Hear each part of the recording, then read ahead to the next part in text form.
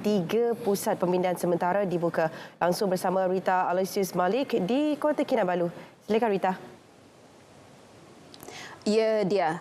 3 pusat pemindahan sementara PPS dibuka, masing-masing 2 di daerah Pitas yang menempatkan penduduk terjejas akibat air pasang dan 1 di Kota Belud untuk penduduk terjejas banjir. Kesemua PPS melibatkan 236 penduduk daripada 57 ketua isi rumah KIR. Berdasarkan kenyataan Sekretariat Jawatankuasa Pengurusan Bencana Negeri Sabah, di Pitas melibatkan PPS Dewan Kampung Mempakat yang menempatkan 168 penduduk daripada 37 KIR dan Balai Raya Agropolitan Kampung Pinggan-Pinggan melibatkan 55 penduduk daripada 15 KIR. Manakala di Kota Belud melibatkan PPS Dewan SJKC Chung Hua yang menempatkan 13 penduduk daripada 5 KIR. Dalam pada itu, di Sipitang, Jabatan Kerja Raya memaklumkan 2 jalan ditutup kerana tidak boleh dilalui akibat banjir kilat, iaitu kilometer 0.5 Low Level Crossing Sungai Melingan Jalan Melingan Iburu dan kilometer 0.3 Jalan Kampung Kelangsat Low Level Sungai Mengalong. Dalam pada itu, usaha membantu penduduk terlibat kejadian air pasang di Pitas dilakukan serta-merta, terutama membekalkan air bersih dan makanan kepada penduduk yang dipindahkan. Ahli Dewan Undangan Negeri Adun Pitas, Datuk Seri Dr. Rudi Awah berkata, ia bagi memastikan kebajikan dan keselamatan penduduk terjejas terjaga.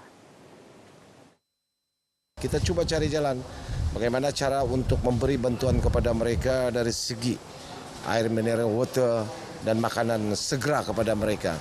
Karena kita tahu kita telah pun berhubung melalui PPM berhubung dengan pegawai kebajikan. Beliau yang juga pembantu Menteri Sains, Teknologi dan Inovasi ditemui RTM selepas meninjau penduduk terjejas di Kampung Mempakat dan Kampung Rosok Pitas. Itulah saya bilang, saya belum naik ini, aku berani, macam aku takut. Habis airnya terlampau besar, bah. Jadi itu dia punya ombak, dia besar. Pernah jual lah, tapi tidaklah yang satu rok macam ini. Bagi pihak Kartim dan Rila, baik IPM, banyak terima kasih kepada kamu semua yang terlibat. Bagi semua agensi kerajaan, terima kasih banyak. Dan tidak juga lupa kepada RTM. Memang saya kagumlah daripada tindakan diorang. Memang awal-awal diorang memang sudah hadir di sini. Sementara itu, di Kota Belud, 25 individu yang terperangkap selepas kenderaan mereka tidak dapat melalui jalan raya akibat air pasang besar di Pusat Peranginan Pelumpung Kampung Melangkap Baru, Kota Belud semalam berjaya diselamatkan bomba. Setakat ini, 21 daripadanya telah kembali ke kediaman masing-masing, manakala 4 lagi masih berada di inap desa berhampiran.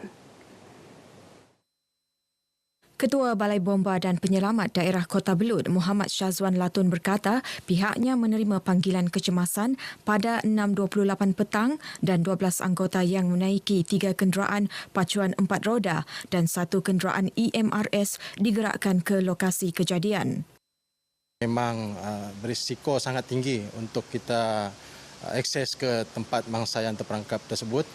Tetapi kita pada ketika itu sentiasa monitor keadaan cuaca dari semasa ke semasa dan juga melihat kepada paras air sungai pada ketika itu. Dan berlaku penurunan dan juga keadaan cuaca bertambah baik. So pada seawal pagi hari ini, seawal jam 6 pagi kita dapati keadaan sungai semakin baik dan membolehkan kita untuk melakukan penyelamatan. Keseluruhan operasi tamat sepenuhnya pada pukul 8 pagi.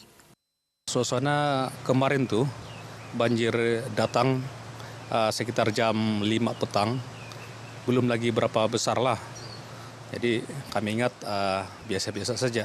Rupa-rupanya jam 7 datang lagi satu kepala banjir yang kami kira luar biasa besar dia. Sehingga kami di tepi-tepi pun rasa bergegar ini tanah kekuatan batu-batu yang dibawa banjir itu. Petang jam 6 gitulah.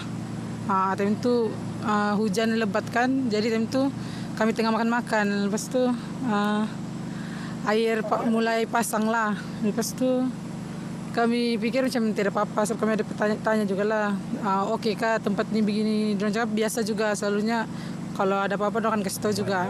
Jadi time tu ngam-ngam tengah berkemas-kemas, air pasang time tu makin naik, jadi kami macam risau. Terus semua pun keluar dari homestay lah. JBPM Kota Belud menasihatkan agar orang ramai menghentikan sementara aktiviti riadah di sungai, laut atau perkemahan di kawasan cerun bukit bagi mengelak risiko air pasang dan tanah runtuh. Baik, sekian perkembangan dari Sabah. Berita seterusnya kembali bersama Dia. Baik, terima kasih Rita langsung dari Sabah.